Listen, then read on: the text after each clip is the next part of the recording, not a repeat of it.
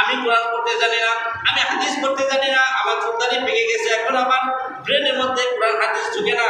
একটা আয়াত মুখস্থ করতে বললে আমার আয়াত মুখস্থ করা যায় না, কি করা যায়?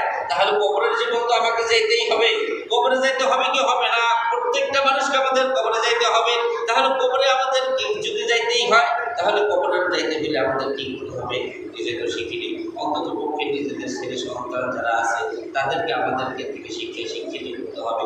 আমরা মারা গেলে তারা যেন অন্তত কোরআন শরীফ পড়ে ইবাদত বন্দেগী করে আল্লাহ দরবারে হাত তুলে রব্বির হামহুমা কামা রব্বায়ানি সগীরা বলে দুপুরে চোখের পানি ফেলে ফেলে বলতে পারে, আল্লাহ রাব্বুল আলামিন, আমার মা বাবা ছোটবেলাতে আমাদেরকে যেভাবে কোলে পিঠে করে মানুষ করেছে, ও আল্লাহ রাব্বুল আলামিন, আজকে তিনারা কবরবাসী হয়ে গেছেন, ও আল্লাহ, তিনাদেরকেও আপনি কবরের মধ্যে, আমার মা বাবা ছোটবেলাতে আমাদেরকে যেভাবে রেখেছেন তাদেরকেও আপনি কবরের মধ্যে সেইভাবে উত্তমভাবে তাদের